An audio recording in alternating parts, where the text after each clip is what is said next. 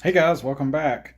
So, sit down and enjoy. Today's going to be a little bit of engineering. We're talking about race car fuel systems, and we're going to get into some math and science, talking about like pure gasoline, E70, E85, as well as methanol. And we're going to go over like how things compare, like, what happens if I go from say E70 to E85, because if I go to the pump, I'm not always going to get pure E85. Sometimes it's going to be a little less. And what about if you go to pure ethanol, pure methanol? Like, what are the advantages? How big of a difference does it make? And to be honest, I don't actually have the results yet. I just started an Excel sheet and I'm kind of punching in the numbers. I know how to do all this math, so we're going to do it. And there's going to be some stuff here that I don't think anyone's ever seen before. We're going to calculate the heat of vaporization per kilogram of air, and we're going to convert that to pounds per air because that's like a common unit for turbos. But we're going to try to calculate this, and I've never seen this done. This is going to be the energy required to raise the fuel-air mixture by 1 degree after you've already vaporized the fuel. Normally, nobody looks at that. I've never even heard that mentioned before. But that is a thing. So it's like, if there's more stuff there, like it's more dense, it's good. There's more thermal mass. You're going to have to, I would think it's going to take more energy to heat that up, which means effectively that your peak temperatures will be lower and you'll be converting more of that energy into pressure instead of temperature. Okay, maybe that last part's off, but it won't have the temperature, like the peak temps will be lower, which is great for like reliability and not melting pistons and not detonating and a host of things like that. So we're going to get into all that. I'll briefly show you what we got, and then I'm going to have to bring you back when we make some more progress. But for now, we're going to start a comparison with 5 fuels. Gas, E70, E85, pure ethanol, pure methanol. And just right off the top, we can see that going from gasoline to ethanol is a humongous jump, going from about 350 all the way to 896. Now this is kilojoules per kilogram. So like, what does that mean? What is a kilojoule? What's a kilogram? So kilograms just mass, like how much something weighs. That's just metric instead of pounds. But what's a kilojoule? This is like energy. Think of this as like how much energy it's going to take. So energy can be expressed in lots of different ways, but a kilojoule is a common ratio that we're going to use. It's just a common one. So for the same amount of mass, you can see going gasoline's 350, ethanol's basically 900. That's a huge jump. But look at ethanol going to methanol. We go from basically 900 to damn near 1200. So that's about a 30% jump. So there's a difference there. But that is not the whole story, as y'all are about to see. Let me get this some more progress on this, the numbers, and I'm going to show you, but this is misleading. You might look at this and think, oh, if I go to methanol, that's only a 30% improvement, so why bother? But I promise there's more to it, so let me show you. All right, so we just did a bunch of math, and I'm about to show you guys the results. I got it printed out just under this sheet of paper. So we looked at all the stuff we talked about, ethanol, methanol, different ratios. And let me show you what we came up with. We got some pretty interesting stuff here. I don't think, some of this I've never heard published before. I'm sure people know it, but you might not find this information easily. So let me show you some of this. Some of this y'all are gonna know. So let's check this out. We got 2 different things to go over. So let's start up here. So we've got our different fuels. We're gonna evaluate gasoline, E70 and E85, pure ethanol, so this is like 100% ethanol, 98% ethanol, and then we got methanol 3 times with a different lambda value. So you'll note I've got a few different columns. One is the stoichiometric air-fuel ratio. Then we've got AFR for best power, which is different. Pretty much all fuels like to run rich. And then here I've got lambda for best power, and it's a lot easier to compare lambdas. And what you'll notice, the methanol ones get a lot crazier, way rich. But this is something you can do with methanol. I've been reading about it. It's pretty crazy. So let's take a look at some of the numbers. So this is the one you've probably heard of, but the stuff over here, I bet you haven't heard of before. So this is latent heat of vaporization. So this is like evaporative cooling, essentially, from the fluid. Just like ice melts and it goes from solid to a liquid, and then when water boils, it goes from a liquid to a gas. It absorbs heat to do that phase change. So that's what this is, latent heat of vaporization. Cooling per kilogram of air. So I should have converted this to pounds. I know everybody's used to seeing pounds per minute on a compressor map, but all the numbers are the same as far as like the change between, the numbers are good. Maybe I'll do one in pounds later. So let's look. Gasoline, we can see, 467. You go to ethanol, say E85, we're at 1092. So the evaporative cooling is huge going from gasoline to E85, and everybody knows that. Everybody knows that E85 is just awesome compared to gasoline. But look what happens when you go to methanol. Even if you run an AFR of 4, which is a lambda of 0.62, which apparently this is like naturally aspirated territory for methanol, you jump up to 1900. So you're going from basically 1100 to 1900. That is huge. That's like what, 80% more cooling? So you would think it stops there, but you'd be mistaken. So let's move on. So there's another thing called specific heat, which is different than latent heat of vaporization. So this number means how much energy it takes to do the phase change, to go from liquid to a gas. That's what this is. It's called latent heat of vaporization. You're vaporizing a liquid. That's that number. This happens at a constant temperature, whatever the boiling temperature is. Specific heat is a little different. So this is how much energy it takes to raise the temperature of something 1 degree Kelvin. So this is like when you turn the stove on, how long it takes to heat the water up, how fast it heats up. Well, water has a humongous specific heat, so it takes forever to heat water up. Now, if you were trying to heat up some gasoline, it actually has a pretty high specific heat at 2.13. If you go down to E85, we're only at 1.53, so E85 is actually kind of worse than gasoline for specific heat. Like I said, this is just heating the fuel up. Now, if we come down here to like methanol, and these are all in a gas, by the way, not in a liquid, but in a gas form. So look at methanol is a 3.62 specific heat. So basically, once you've got methanol in a vapor and you want to heat it up some more, it takes a lot of energy to do that. Way more than ethanol. Ethanol is sitting here at a 1.4. This is a 3.6. That's more than double. And don't forget that we're going to be running more fuel than we would otherwise with ethanol, because you can see over here, like ethanol, we've got a lambda of 0.82, but these are way richer on the methanol, so you're getting like a double benefit. So I'm going to zoom in a little bit. Let's see, mass of fuel in 1 kilogram of air. So this number here, I'm trying to keep it, sorry, I'm trying to get a zoom level that works for you guys. So we can see gasoline, if you got a kilogram of air, you can dissolve 0.09 kilograms of fuel in it. So that would give you basically, if you had a kilogram of air and you mix the fuel in, you can dissolve up to 1.09 kilograms total, right? And we can see when we go to E85, that's 1.14, so that's a bigger number, and it makes sense, and that's going to help you spool turbos. And if you go look, a lot of people will tell you that their turbo spools better on E85. This is why, because there's literally more mass flow going through the engine. Look what happens when we go to methanol. These numbers jump up again. So we went from 1.09 to 1.14, so that's like a 5% jump. Look what happens when you go to methanol.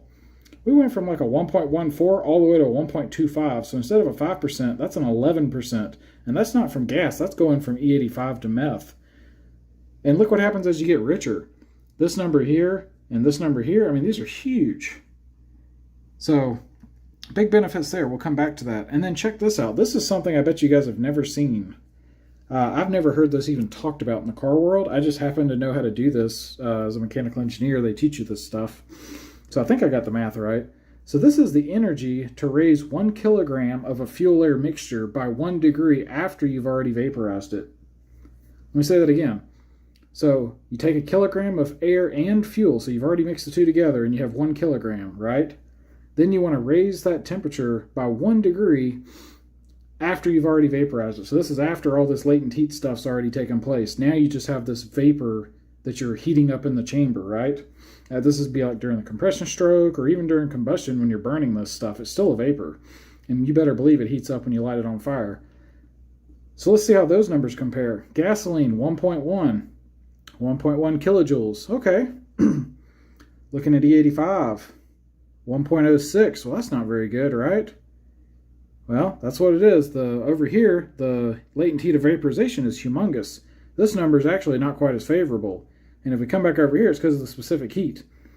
Specific heat's way lower. Now, the reason this number didn't drop a ton is because there's more fuel in it, like as a percent ratio. So remember here, we had 14% fuel in our air, so that helped offset it. But look what happens here when we go to methanol. These last three are methanol. So we're looking at different lambda values of like 0.6, 0.5, and 0.49. Look what happens. Holy crap. So as soon as you go to methanol, 1.66. That is huge.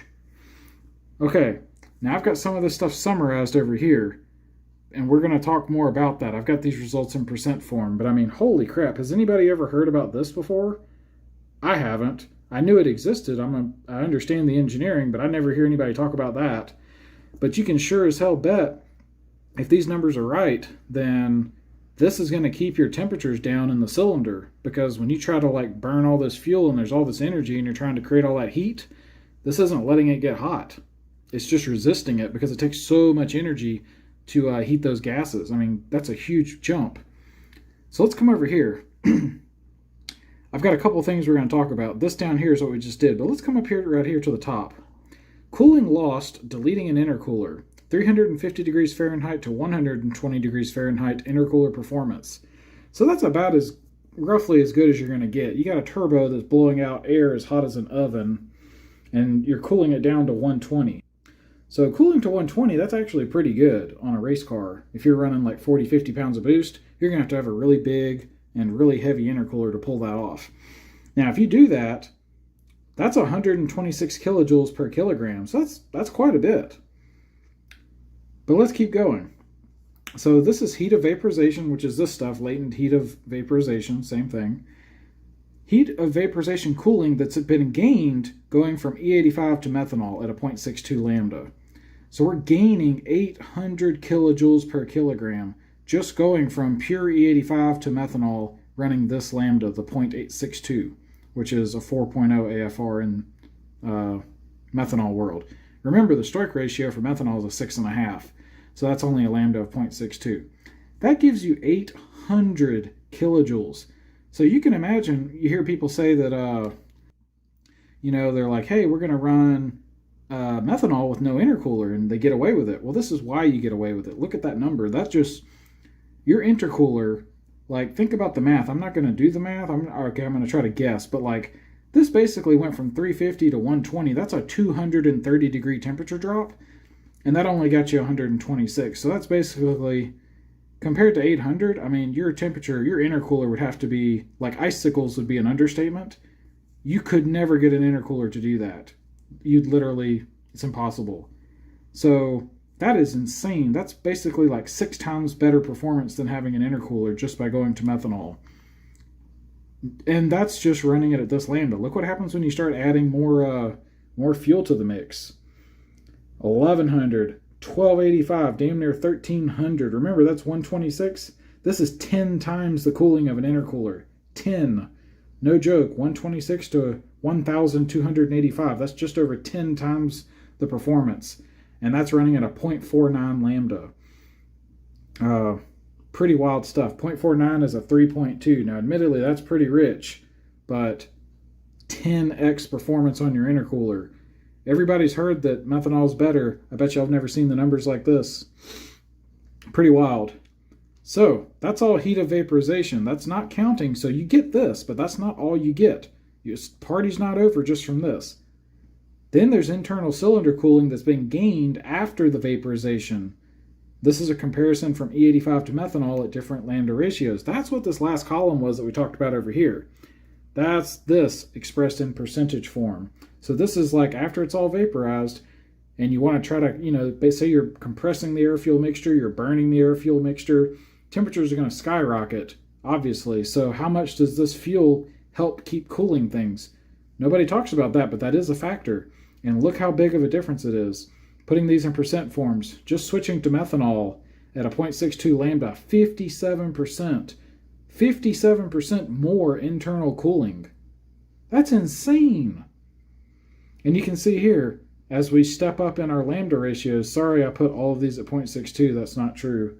My bad, that was a mistake. But it's 0.62, 0.52, 0.49. These numbers are here, and you can see the calculations are right. I just typed that wrong, I copy-pasted. But look at this, 57, 67, and then 72.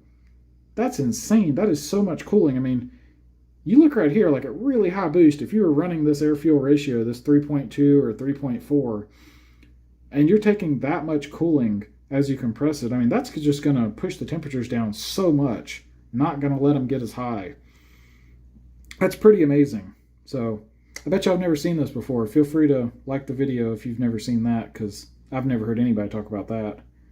And then last thing, so this is mass flow gained in the exhaust going from E85 to methanol. So we talked about some of that up here, how you can dissolve a different amount of fuel into the air, right?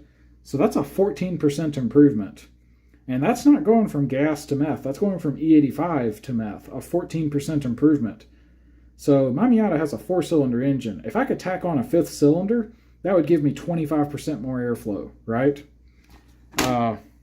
There's another one. In Miatas, you can take the stock engine is 1,839 cc's, but you can bore it out to like a 1.9 liter, but it's really, I'm just going to go with 1.9. I think that's still like overshooting it, but let's take that number and divide it by 1839.